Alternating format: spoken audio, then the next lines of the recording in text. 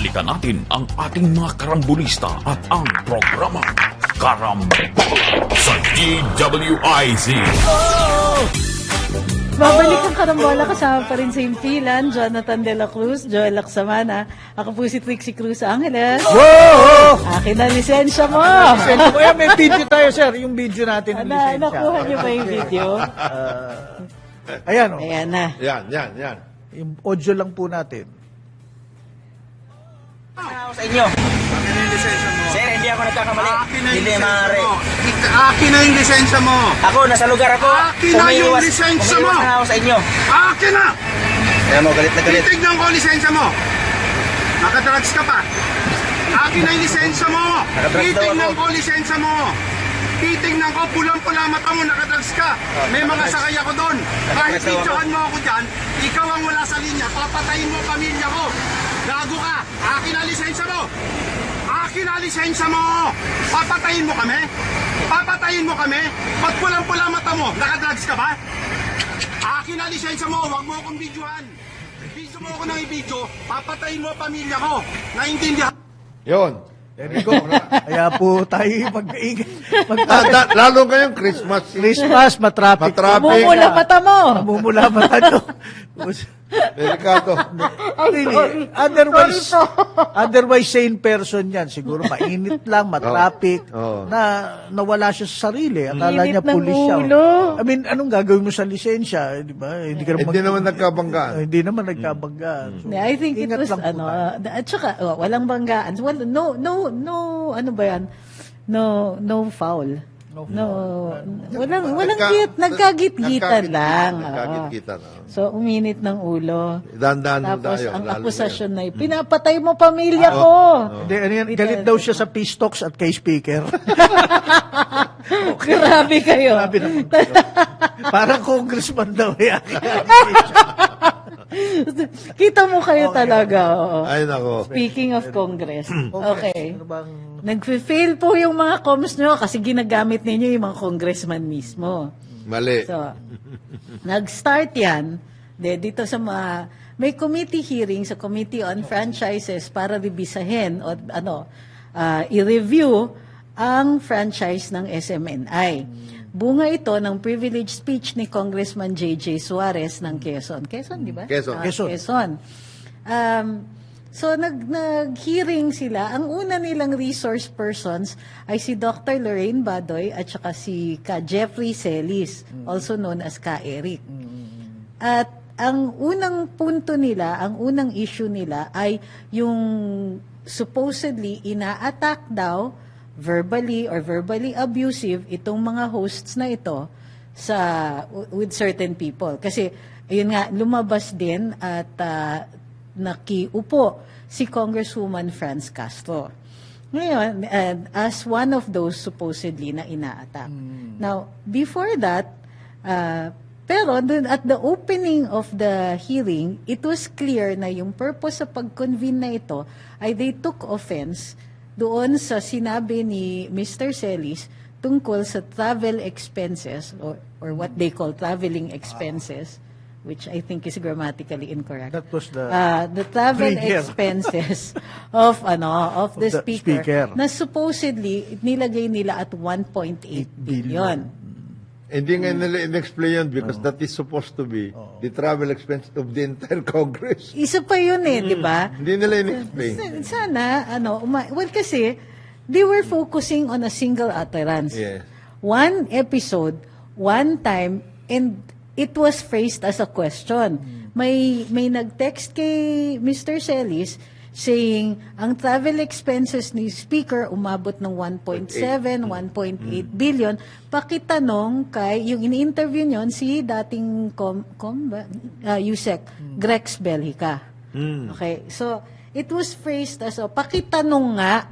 So the tungkol context dito. was they were interviewing Greg. Grex Belhica. Okay. So yun. Pero it got blown out of proportion na the congressman came there very emotional. At the time, yes. Okay, chan. So, pagdating ng, and then because emotional sila, yung mga tanong nila and the manner in which they were interrogating the resource persons became more and more heated. Until it came to a point na ito na nga, both resource persons, well, at least si Mr. Celis, also in turn became emotional. Very and, emotional din. And ayan na, may mga exchange of words Nagkasagutan. na-detain na yung dalawa, supposedly for lying, disrespectful behavior, and so on. Ngayon, this comes at a time after the Supreme Court had already ruled dun sa kaso ni Lincoln Ong sa Senado. So, kumbaga, Ong versus Senate of the Philippines. In that instance, although maraming causes of action si Mr. Ong, nanalo siya on one significant one. When contempt is imposed as a penalty, kailangan i-observe ang due process, sabi ng Korte Suprema. Dalawa yun eh. Di ba? Number one, of course, the court recognized the authority of Congress. Correct. Okay lang yan. Okay lang. Co-equal branch. Co-equal branch, etc. They have their own rules. Pero when contempt is imposed as a penalty, ito dapat. Ayan ang sinasabi. Dalawang klase ang contempt. One is a coercive action to compel a person to do something. Yes. So yung kay Eric, dalawa yan. Meron siyang contempt to coerce him na isuko yung kanyang source, and meron siyang contempt for the disrespectful behavior. Imposed nga as a penalty. So, na-detain yung dalawa and they went on hunger strike. In the meantime, sinasabi rin naman ng Committee on Franchises na, pahaba ng pahaba. They were saying things like, they will be in detention until a resolution is issued on the franchise of SMNI. Gano'ng katagal yun? Umabot sa So, baka hanggang matapos, you can only hold a person until matapos yung Congress na yan. So, until the end of the 19th Congress, which is in 2025. Unfortunately, ang dami palang mali. Okay. Number one, sabi nila, hindi covered si Eric ng Soto Law kasi hindi daw siya accredited journalist. Mali. Mahaba po yung listahan ng mga covered ng Soto Law. Later on, we'll talk about the national security aspect kasi late na nila binring up yon. So second, ang detention for contempt that can be imposed as a penalty by the House is only 10 days based on their own rules. 10 days lang. 10 days. Nagkaroon kasi Every Congress issues their own rules on inquiries in aid of legislation. Nagkaroon kasi ng ano na yan pushback dati. Nung panahon ni nung panahon ni Speaker De Venecia. Okay. At saka panahon din ni Speaker Alvarez, which was the latest. Mm-hmm. And during the time of Speaker Alvarez, yung mga anim na staff ng Office of the Governor of Ilocos Norte, the governor at that time was Governor Aimee. Oo. Ay, oo, yung Dinitain sila. Ilocos Ilocos 11 ba? O Ilocos 6, yun. So, dinitain sila. Oo, may kaso din yun, May nanalo kaso din yun. sila. Nanalo rin sila na sobra-sobra rin yung ano. Oo, may pagmamalabis talaga dun sa Remabis kaso ang na yun. ano, Kasi, pinapatestigo nila itong Ilocos 6 laban sa governor, which Yes, was Aimee. Aimee, siya. At that, for the time when Aimee was governor. Senator Aimee was governor. Tapos, beyond what they were capable of testifying on, gusto nila na sabihin itong mga to, may corruption, may ganito, wala may naman ganito. silang ganun. They could only testify on what they know and on the documents that they could produce. So beyond that, grave abuse, ano yung gusto ninyo gumawa ng conclusion Ba't itong mga to? Ba't ako? Mayroon, ito yung facts sinasabi nila sa kanya.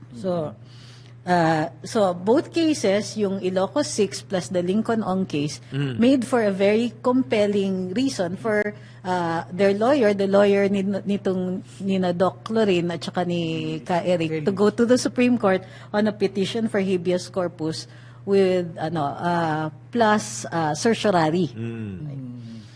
So, after that, naglabas din ng statement, manifesto ang ilang mga alumni ng PMA. So, nasa 200 na yata yung signatories. Pero at that time, nung pinakawalan sila, parang 88 pa lang. So, ngayon, it's a toss-up. Bakit? Miraculously, the next day, ayan na, dumalaw na si Congressman Acop at saka si Congressman Gaston Bunting dun sa dalawang nakadetain and then started talking about, sige, we will release you, but you have to write a letter asking to be released on humanitarian grounds. Importante po ito ha, kasi may letter si Ka Eric to the committee, hindi gumawa si Lorraine. And asking for a furlough to visit because his mother is sick and all that. Humanitarian. Nagtaka ako sa letter. So, bakit niya gagawin ito? May habeas corpus na naka-file. Pero yung nag-file siya. Yung pala, ito sa condition na, sige, papakawalan namin kayo, pero hingin nyo sa amin. So, sige, administrative wrote the letter. purposes, sige, nag-ano na siya. Yung source, i-divulge niya. Executive session niya. Yung source, i-divulge Well, niya. ang claim Executive ni- session. Ang Hindi, lumabas- pero binulong na daw niya kay Ang claim ni Congressman Congressman Gassi. Tambuting. Staff. Staff. Okay. Tapos, pero sinabi ni Ka Eric, hindi daw totoo yun. So, that's controverted. Di natin Silang alam dalawa na pa lang. yung totoo. Oo. Silang dalawa na lang. The fact is, lumabas na sila. So, you just have to draft a letter. Hindi, well, it came to a point nga na, para rin yan yung road rage. Hindi, kasi inabutan. Diffuse the Hindi, damn you have to thing. diffuse the whole thing because inabutan, silang Nabot na dalawa. tayo eh. Silang dalawa nagkaano eh. Nagkabitawan tayo ng salita. And then there is also the case of si ano nga Congressman Paduano eh. And Eric. They have a past. They have, oo nga. You have to understand that because Congressman Paduano was formerly also with the movement. So, meron sila. They have this, meron ganon. It's a more complicated than what you can see. Kaya pala, very emotional din si Ang Congressman. tumira doon si Asya. Oh, in fact, sabi niya, sige, pwede daw pakawalan si Ka Eric on the condition that he will never again speak against the House. Nagulat ako as watching it. Sabi ko, lakas naman ng loob nito. Na Meron sila. literally, he wanted to issue a gag order, a permanent gag order na never na kayo, pagka bumalik kayo sa programa ninyo, never again speak against the House. Uy, kakaloka, hindi enforceable yan, ha? Kanyang klaseng ano. You have to understand na meron sila. Oo nga, I failed to see that, but that makes so much sense. Na They have ganun. a past. So ngayon ang Ay, nakaraan. what is now being yung ngayon na nafofokusan is yung manifesto ng mga PMA alumni. May nagsasabi na mga active service, hindi Hindi po. po. Bawal po kasi Ay, yun. yari. Pag may isang naka-active doon, yari yun. Oo, kaya nga, I'm very careful to call them PMA alumni. Kasi kung mayroon man nasama dyan na nasa active service Yari pa, yun, yari. kawawa yung maka-court martial yun. So, Kawawa yun. kahit tayo ng mga nagmimiron dito sa issue na yon, wag na natin ipahama kung meron mga active service dyan. Although wala akong nakikita ha. Sa totoo lang, kilala ko about half of that. Nakalagay naman yung kanilang klase. Oo, nakalagay yung class. So yung iba, kahit sa tingin ninyo, bata pa to, eh hindi. Nasa private sector na yung iba dyan. Kasi may mga 95, mga ganon, class 95. Oo. Pero wala na sila. But it was, Okay, just to quickly, the rule of thumb, kapag public official, hindi pwedeng mag-comment ang active service. Hindi Mabigat talaga. yun, mabigat You cannot yun. engage You cannot in partisan political activity. Hindi, pero kung kunwari private person na sa Kayo lang yun. Hindi, yun talagang Ano yun? post mo. Ba't si Colonel Mike kumakabahan sa mga nagdi-disagree sa kanya? Ano But then, ulit? not- Anong sinabi ni Colonel? Hindi, wala naman. Pero mga pahaging, he's very circumspect din eh. But you could tell, political. Oh, that is, totoo naman yan. you know him. He does make But then he comments would- na ganyan. Nandun siya sa Or for example, nandun siya sa linya, in other words. Oh, yes, yes. Yari siya doon. He's walking a very, very thin line. Very thin line, yeah. there was one particular instance, hindi pa senador si Senator Padilla. Si Robin. This was about, again, the West Philippine Sea or something kasi may nabanggit si Robin. I forget the details eh. Sabi niya, hindi ka military, hindi ka pwede. Okay, he was just clarifying na kasi it was within his ambit of, di ba yung kanyang pananaw. Being a military man na. Hindi, there's a process. Hindi ka pwedeng basta-basta yung don the uniform of and then pupunta ka lang lulusob. Something like that. Well, then you're right. Hindi siya lumalagpas sa Very thin line linya. yun. Oh. And by the way, Actually, Pero yung advocacy na- mababait lang yung critics niya. They're not. otherwise, Hindi yayarin siya siya. sinasagot. By the way, yung tungkol sa West Philippine Sea, inabrogate na yung yung convoy, civilian convoy. wala na. Wala na yun. Meron ding dynamic itong manifestation. Kasi nakikita ko yung discussion dito sa YouTube. sinasabi nila? Kasi si Congressman Acop is also also an in- alumnus. Tapos, High profile. pinagalitan niya si Doc Lorraine at sinabing, stop talking like that. You have no monopoly on love of country. I serve my country. At haba ng diskurso niya. I serve my country. I put my life on the line for my country. You don't get to say that na parang ikaw lang ang may kayang gano'n. Unfortunately, si Doc Wee, ang asawa niya, ay alumnus din ng PMA. Entonces, Eh, meron din silang within. there's a Meron thing silang somewhere din, there. Oo. Okay. So, pero kaya matindi din ang suporta para sa kanya ng mga alumni. Meron ganun eh. Kaya Paduano, Eric, tapos Congressman Acop. May mga ganyan within. So may ganyan din na thing. Parang siningil si Kong Acop ng allegedly ng mga mista niya. Now, ang fino-focusan din ng discussion ngayon, and I'm happy to say that we were one of the first to point this out. Hindi lang po release ni Doc Lorraine at ni Ka Eric ang lumabas sa manifesto, but a return of the integrity of the House. So medyo strongly worded, if you look carefully dun sa manifestation, strongly worded ito. We demand. Yun yung mga sinasabi nila. Tapos na ibalik yung integrity ng House, particularly in their proceedings. Kasi nga naman, it doesn't bode well for politicians to appear oppressive. Hindi pwedeng ganun. Lalong-lalo na, dinidepensahan nila ang speaker, tapos ino-oppress nila ordinaryong mamamayan or people that ordinary citizens can identify with. Hindi siya magandang politics. Hindi siya Yung magandang optics yan, mabigat. optics. Oo. Yung optics, the manner by which you handle your... O sino ang apektado dyan? Aba, di syempre yung speaker. Kasi nagmumukhang the whole thing, both yung pagbawi ng prangkisa at saka itong pag-interrogate dun sa dalawang anchors, na ito sa reaction to the House Speaker's travel budget. And actually, there is a way of handling many of these things. Correct. In the same manner that in the case of the Senate, yung outburst tungkol sa palayasin na natin itong mga Chinese ambassador. Chinese ambassador. Yung mga ganun ba? Uwiin na yan. In both houses, medyo yung inyong temperate. Temperate. Temperature. Because you're politicians. But At usually the same time, you're leaders eh. But this process, yung paraan para ma-diffuse yan, nagagawa na lang yan, executive session. Wag na yung pag may camera doon at kasi doon minsan nagkakaproblema eh. Actually, doon ang problema. Pag may In camera. many instances, the presence of these cameras media. makes you a little bit intemperate sometimes. Hindi, kagaya niyan. Ikaw ba naman, pare?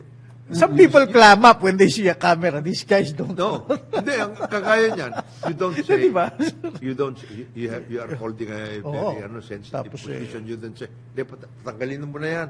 Yung ambassador, pwede ba? Yun, oo. Yung mga ganyan. yun, diba? Tama yan. It's called intemperate language. But I hear countless times that those with cooler heads na si si Senator Tito Sen, magaling siya.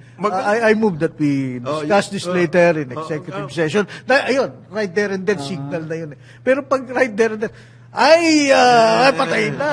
Meron pang emerging na conspiracy theory. Well, actually may basis siya eh. Pero ang sinasabi is, kaya nagre-react ang Kongreso dun sa a single comment that was even phrased as a question on the travel expense kasi according to the Committee on Finance, only 4.3 million of that budget was used by the Speaker. And marami pang natira. Year-end na, Disyembre. So, ang sinasabi nila, baka yan ang i-realign at i-distribute sa mga kongresista. Hindi malayo mangyari, ha? Because that's legal. It is. You can realign your funds. But, of course, it's very bad optics. Bad optics. Diba? So, ang sinasabi, kaya sila galit na galit, ay dahil nga na napurnada yung possible na hatian dyan. I'm not saying it's true. Yeah. Okay?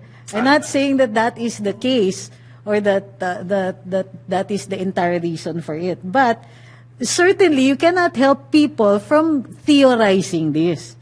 Yun yung dyan. Siyempre, mag-iisip ang mga tao. Bakit kayo ganyang kagalit?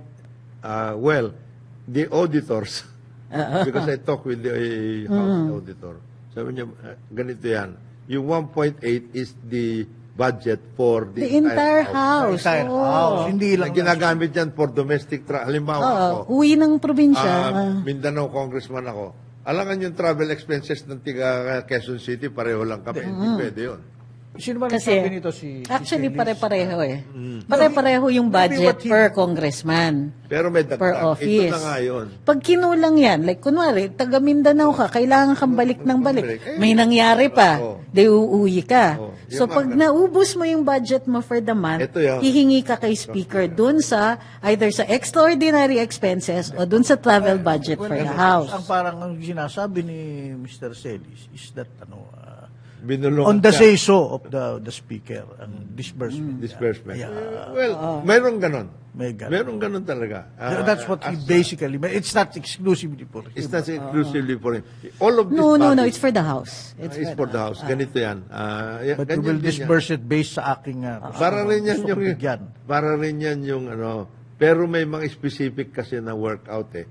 Like for example, in the executive agencies, Yan. you cannot You can't You do cannot that. claim that. Walang ganyan. Walang ganun. Wala. Only possibly the head of agency, pwede kang kumuha ka ng travel budget dun sa discretionary funds. Pag naubos na, yung allocated for you. Yan, kasi meron yung expenses. Kunwari, Office of the Secretary. Yan. Meron kang separate na budget. Well, not separate. Meron kang Meron budget kang fund, may for fund. your office Yes. na para may leeway ka because you're managing an entire agency. So, pwede kang kumuha, pwede kang mag-extraordinary expenses, meron kang discretionary. It's not big, ha? Usually, it's enough na, kunwari, pinatawag ka ni Pangulo, si Pangulo nasa Mindanao. Tatakbo ka doon. Tatakbo ka So, ganyan. Minsan, wala kang commercial flight, kuha ka private. Kasi, kailangan ka ng Pangulo doon. Meron ganyan nangyari. And we are talking about the same department. Even before, nung panahon ni Gina, ganun din. Gina. Okay, sa DNR. Sa DNR. Ano siya? Extraordinary yun. Hindi nagko-commercial yun. So meron siyang private plane. She has her own private jet plane, I but suppose. Okay. The family does. The Reimbursement. family. To be fair. Tinulungan ko yan si Ngayon, Adam. yun naman sinasabi doon, iba naman yun. Kasi sabi, hindi siya lang yan eh. Siya lang yun. Diba? So, yun. Bottom line, Ang sinasabi lang, It was badly handled by yun, the House. bottom line. ang sinasabi lang ni Trixie, ayusin. It could have been handled. Ayun naman eh. Hindi dapat naintindihan nyo naman yung sitwasyon. Mabalik tayo sa lisensya mo. Ganun eh. Huminahon tayo. Pareho yung itsura eh. Laka ng lisensya Huminahon po mo. tayo. Huminahon. Hinay-hinay naman ng konti. Lalo-lalo na, dinidepensa niyo yung speaker. Na-defend niyo ba? Hindi. Diba? In fact, wala. Lalo lang ginawa nyo pa ng na-expose. istorya. Napunta kayo sa bisbas. Patay kayo. Patay kayo. Yeah. Para rin yan yung nga sinasabi ko. Pati nga, Itong mga galing naman dapat yan. Pati, si SP is very soft-spoken person to. Si SP, parang Tito Sen. Pero bigla sasabihin, hindi, palayasin mo na yung Chinese ambassador. Di tapos. Yeah, di ba? Tapos may trolls pa kayo. Don't think na hindi namin nakikita yan. Ngayon, pa kayo. ngayon, ang problema ngayon yan, how are you going to work with the Chinese ambassador now? If there is a need for you to talk. You painted him into a corner. Ay, tingnan mo, nagsalita tuloy. Par for the course yun. Alangan pa siya. Bigla siya magiging diplomat. Ikaw naging sanggano siya, diplomat. Hindi, sangganuhan na tayo. Ganun na mangyayari. You would think diplomats know that. Wala. Hindi, ano yun. Pag once nagbitaw na sinabi mo na palayasin mo na yan, you're about to break your diplomatic ties. Ganun na mangyayari. Oo. At hindi pwedeng nanggagaling yan dun sa, kasi that has colorable authority. Nagmumukhang official yung statement na yun. Buti pa nga si General Bronner, at least that's not... Marunong si General Bronner. He knows agad-agad kung kailan siya gagamit ng... Basta na water kahit cannon. na nabasa nabasa na siya at lahat. Ano pa rin, temperate pa rin. Pero, yung sinasabi niya, kailangan i-address yung issue. Tama naman, you will address the issue. Ang reklamo ko lang, itong media natin, panahon ni Duterte, kaliwat kanan ng filing natin ng diplomatic protest, hindi umaabot ng headline. Aba ngayon, Philippines files diplomatic protest against China. Headlines, screaming headlines. Talaga? Meron Nakailan ba si Oo. Ako dyan, siyempre naman ako. Para naman tayong hindi nagkaintindihan. Di ba ako? Iisipin ko, di ba? Hindi, nag-escalate na ngayon. Grabe yung mga sila Rapi, isipin mo.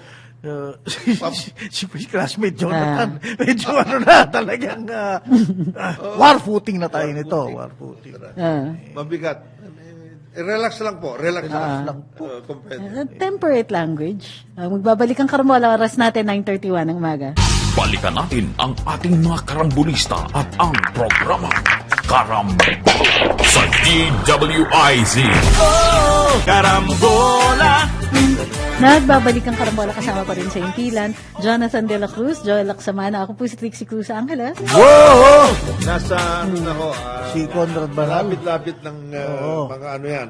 Tatlong beses nagbubungkal na yan ng lupa. Alam mo, tumatagal ang round mo pag nagbubungkal ka ng lupa dahil nagro-road rage ka na mainit na ulo mo mainit na ulo niya ngayon. Yung bola hindi makarating sa paruroonan. O kaya, saan pupunta yung bola mo? Si paring Conrad. Anyway, meron akong gusto sanang i-discuss. Ito, napag-usapan ko, a week or so ago. Meron akong kaibigan. Actually, kaibigan ng misis ko, si Judith Arcilla. Ano siya? IT professional to. Who had been working with RCG. Well, hindi. She had been recruited by RCG, Global Executive Search. This is a major global company. Meron sila opisina sa Tordesillas, sa Makati. And pumanaw siya about a month and a half ago sa Texas.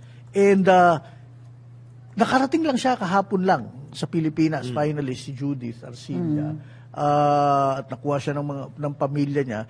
It took a month and a half bago siya ma-repatriate. And na-repatriate lang siya sa efforts ng pamilya niya, ng kanyang mga kapatid, working with a friend or two dun sa Texas, at saka yung insurance, yung AXA, yung insurance nung RCG.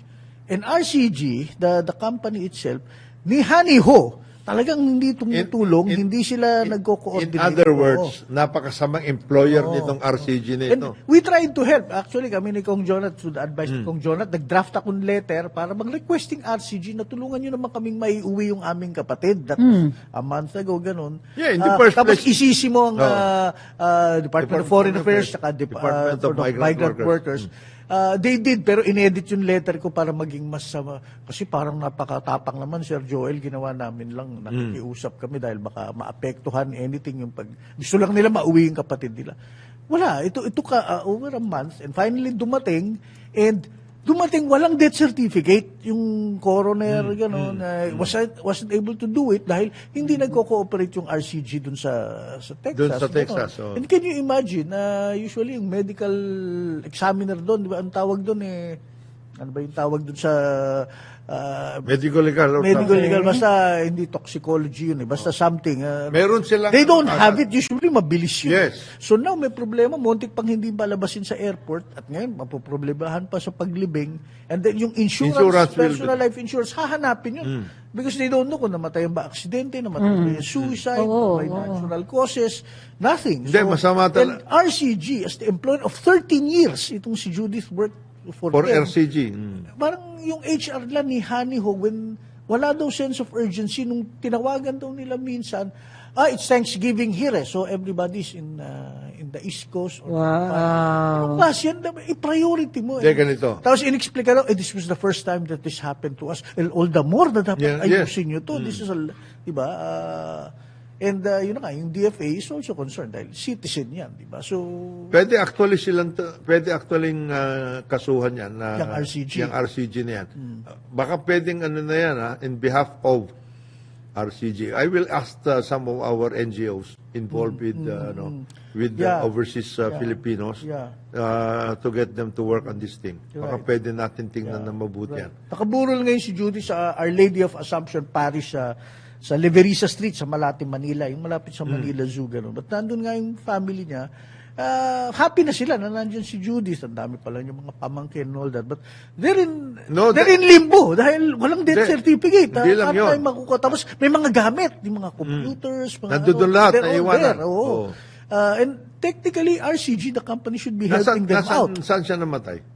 Sa Texas. Where? I'm trying to think if it's Dallas. I can get the details. Ganito, Joe. I don't know if it's pwede Dallas. natin may tulong kayo na sa pamilya ni Judith at ganito. Celia, Get all the details about kung saan siya namatay, etc. We will have somebody work on this thing.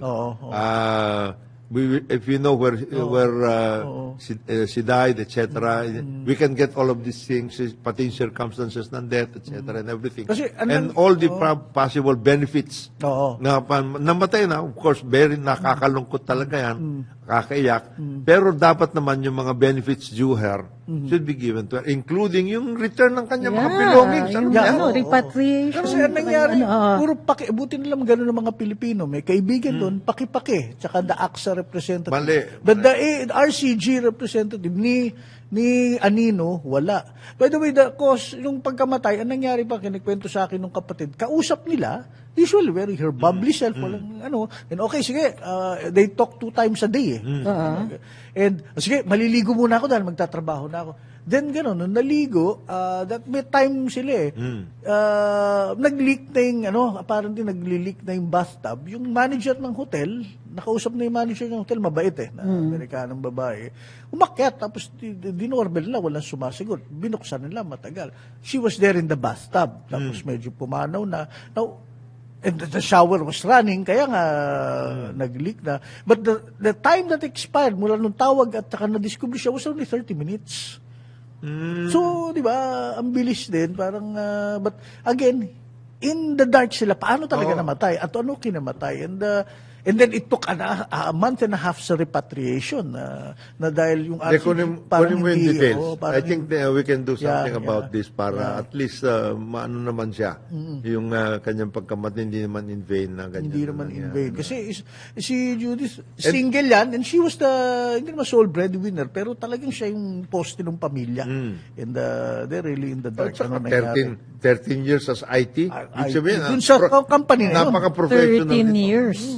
Yung bang RCG, ang pag-aalam ko, they recruit these IT professionals and they bring them 6 months, 8 months, to a year. Si Judith, yung pabalik-balik, she keeps on coming back for them. Ganyan kasi yung style ng mga yan, yung mga search companies, executive search companies, and then they employ them here.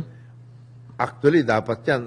Ang employment status nila, pag ganun ang nangyayari, they should be expat na. Expat dapat yan. Oo, hindi ganun na nangyayari. Tapos yung visa to follow. Marami tayong ganyan na mga Pinoy. In fact, well, ang yun ang sinasabi nga ng, some of her office mates, baka kaya RCG tahimik dahil yun na nga yung kanilang Estado.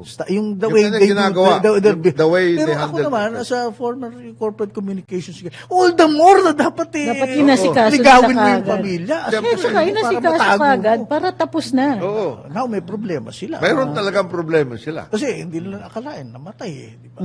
Now, There you go. kunin mo lang yung detalye. Okay, we'll do kasi that. they can actually be looked into. Again, nagkiramay kami sa pamilya ni Judith Arcilla. Habang tatingnan namin kung anong magagawa Yes. namin tulong. Okay. At saka yan, and this is also a call out at para sa ating DFA at saka Oo. Department of Migrant Workers because DMW, it's happening. Nakakalusot May mga nakakalusot na nag-overseas work Oo. on this basis. Hindi Nandito siya sila employ. professionals, IT managers, mga ganyan. Meron companies that do that. It's the company that applies for a special Visa. visa, Yes. tapos for their workers. Oo. They will not be considered immigrants. They Yes. cannot work outside of the company. Yun lang. But they can live there. They can until their contract is up with the company. So you don't get you don't even get residency status. No. Ano lang. You're considered employed dito, tapos pinapadala ka lang yung ganun. But as I said, ang estado niyan is more than just an employee. Dapat yan may pagka-expat. Tapos tinitira sila sa rented houses or May ganyan hotels. ang US, Kaya nga sa hotel nangyari, di ba? So, yeah. So, yun. Sige, kunin mo yung details, pare. do that. Para ma-work out natin. Matulungan kahit paano yung pamilya. Ting sanang ibibring up ko. Ito sa tourism naman.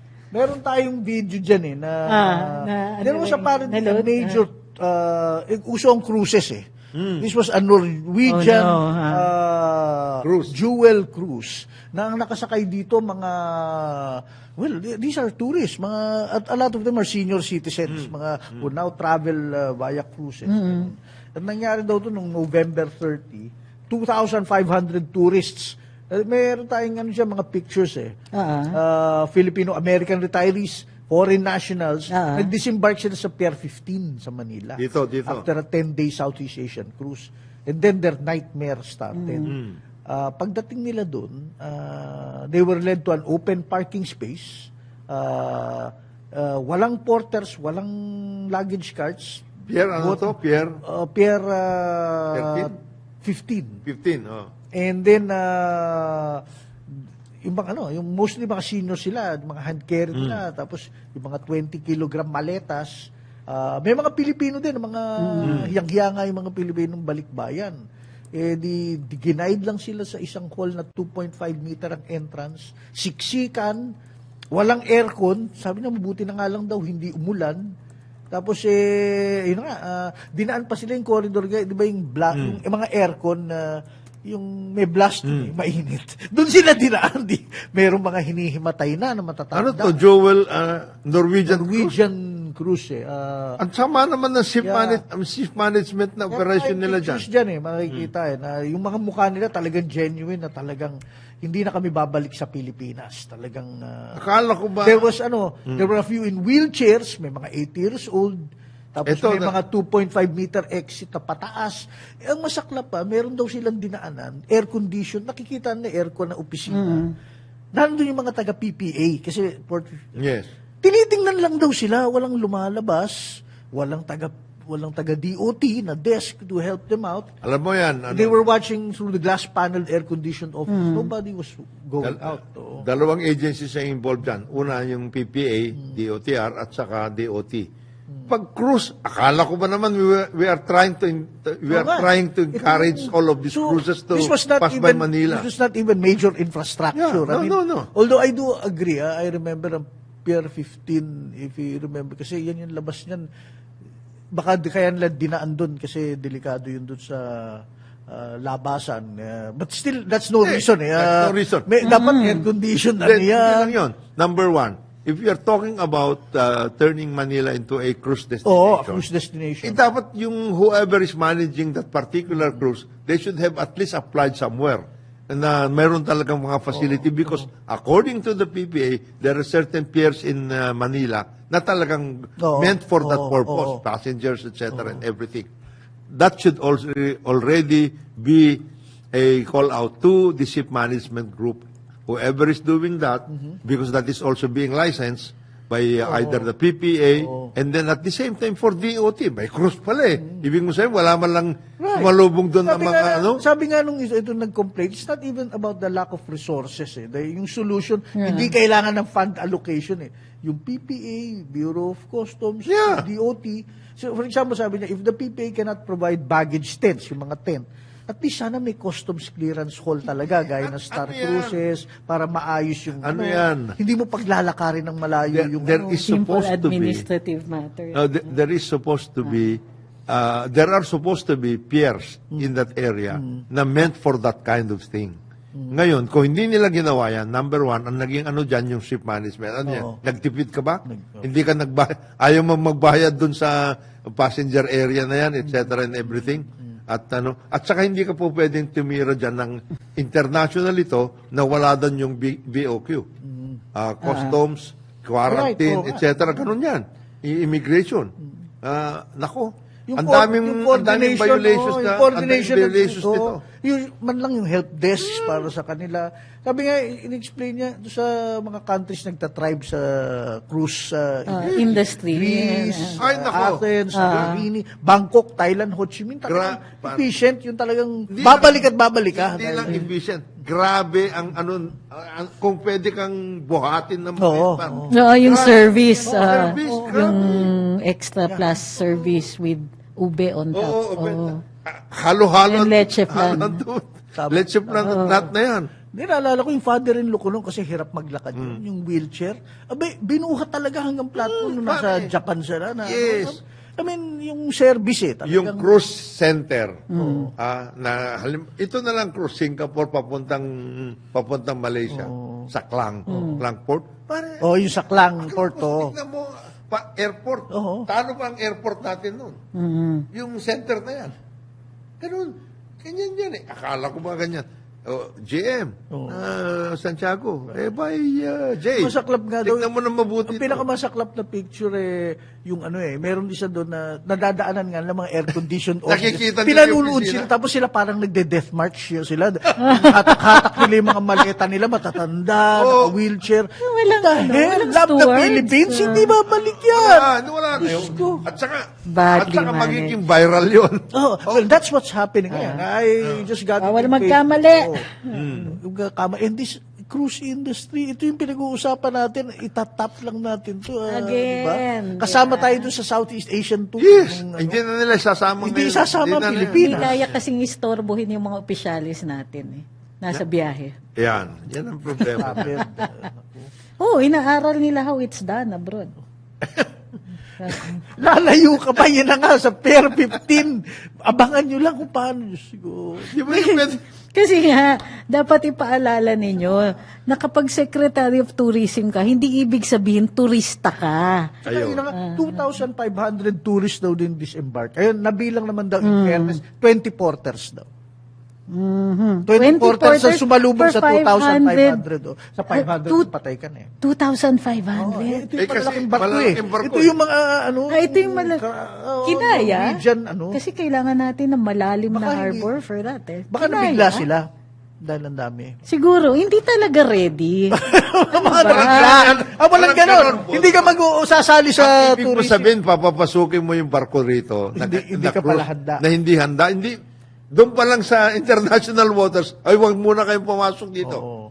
Wag nyo munang dalhin ito yan. Mga ganyan. Hindi, dapat may test run pa yan eh. ba yan? Subukan Hindi mo ganun with less people. Huwag papadagsa ka ng 2,000 kagad. Hindi kinaya. Baka naman midday sun, sorry, we're in a tropical country. Carrying Naku, capacity wala yan. This is not Hindi, carrying capacity yan. That includes yung capability ng port na magsalubong ng ganyang kadami. Para tayo, yung airport, tanggap tayo ng mag-landing dito. Hindi pala natin kinakaya sa iisang runway. Paano Hindi yan? po pwede yung ganun eh. Wag mo na muna ipadaan dito sa Manila yan, kung ganun. Ipadaan mo somewhere na Diretso na, makakatalubong. yung malalim yung harbor, ha? Kasi hindi kakayanin eh. Isa pa yun. Hindi lahat ng harbor ready for that. For that. Okay, ito na kaya pala pinadaan sila hallway to tapos may mga aircon nga, binablastan sila mainit na hangin. Kasi yung hallways malalaki daw talaga. Mukhang malalaki daw pero kinonvert into offices. Kaya nakikita nga nila yung glass enclosed. Nandun yung mga empleyado ng PPA, pinunood sila. Pier 15 ito. Oo. Pier 15. So, malawak na hallway, kinalahati, naging opisina. Ano nangyari? Baka nag-expansion sila. No?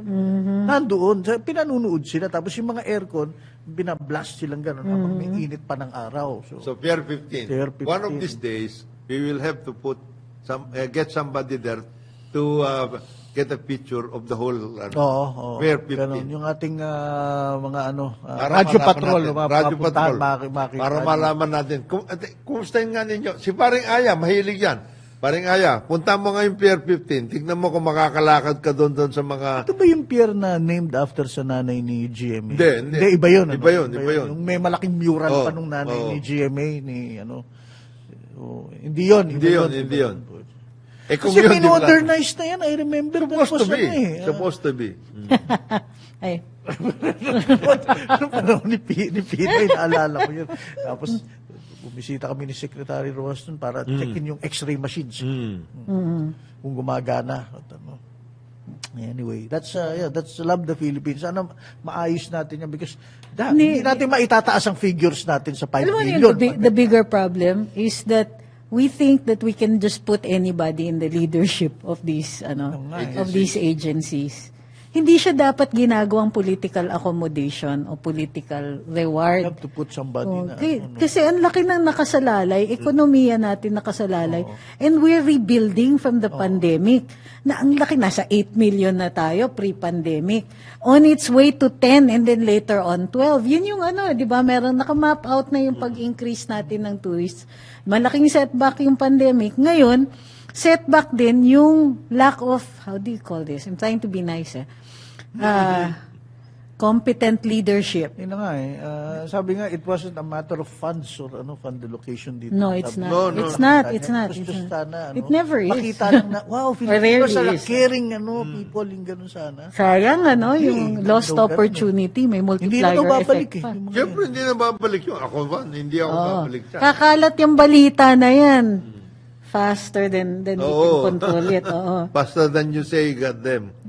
So, nagtawag na yan sa mga pamilya nila, I'm nag-email here. na. Sa social media nila. Social media, Still waiting for the nag-selfie. Yeah. porters. Yan. Patay. Yan, we're just walking in a small hole. Hallway. I hope there isn't a fire. Oo. Isa pa yan yung mga substandard. Yung mga and this is very common sa mga government agencies, yung basta magdadagdag ng office, dadagdag ng Hindi na office. tinitignan. Gawayan ninyo ang Manila City Hall dyan. Yan. So, Ay, nako, yung Manila City Hall. Napakagandang building dapat. ganda-ganda, di ba? Ang ganda ng lobby, yung yung may grand staircase, yes, ganyan. yes. But that's one part. And then pag nag-hearing ka dun sa Patay ka na prosecutor's doon. office, Patay ka doon. grabe, ginawan pa nila ng mezzanine. Ganun. Oh Tapos my God. nandun lahat yung mga papel ng court. Correct. Patay. Kung nagkasunog yan, tapos na yan. Isa pa yon that yung storage facilities for the records of the yung mga ongoing cases Papel pa. at saka archived cases. Actually, grabe. Yan ang isang kasama We're yun. bad with records. Doon sa workout, sana, nung computerization program nung panahon ng isang Chief Justice. Okay. Data center lahat. Oo. Kasi court to eh. We're Yan. talking about court records. Oo. You must have a data center. Meron kasing iba na nire-resist nila yung computerization Yes. ng court records. So maghahanap ka ng kaso, yung kukunin yung Ayan. Exactly. Lipan pa. Exactly. Oh, yun. Not only that, babayaran mo yung tao. Kasi ako, magbabayad ako dahil grabe yung hazard. Basta naman makikita niya no? Okay Itis, na babayaran. dust, whatever. Oo. Merong computerization program sa data center workout noon. Panahon na yun. Oo. Nagkaroon nga ng consultant sa Supreme Court. Consultant na naman. Oo. Ng consultant pa rin ng IT. Ang tindi na sahod noon at that time. Nung Chief Justice na yan. That's just not one consultant, that's a consultancy company malamang. It's an industry by itself. industry. Oh. Walang nangyari. Walang nangyari doon. Wala. Up to now. Hindi, I'm sure they came up with a report. proposal on how to... She was reported to be overcharging the Supreme Court. Ganon. Ay, grabe yun. Oo, At grabe that yan. time, natanda mo yun, Tricky? Yeah. Ay, nako. Panahon ni Oo. Never Been Chief Justice. Oo. Grabe yun. Ano kaibigan. Yung eh. IT, ano niya, patay. It was a consultancy. Not a consultant. Oo. Na somehow napunta sa kanya. Pero dahil consultancy siya, she wasn't doing any actual Yes. work. 9 million yun. Mm. 9 Buwan-buwan. million? Yes. We're in the wrong business, General. Oo nga eh.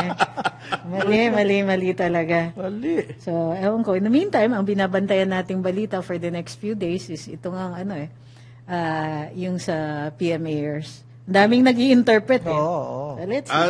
All the interpretations are coming all over the place. Oo, buti sana kung sa kanila nang galing. Pagkakatiwalaan ko yon, pero ang daming So, let's see. Maraming salamat sa pagsubaybay sa karambolan nitong araw na ito. Ang tabayanan, susunod na programang Ronda Pilipinas with award-winning Uy. journalist Dennis At Tenor nilabas na naman isa sa Jr. kanyang mga blazer na matitindi. Okay, good. On behalf of Jonathan De La Cruz, Joel Lacsamana, it's 11 days before Christmas. We'll see you tomorrow. Pustik si Cruz Angeles.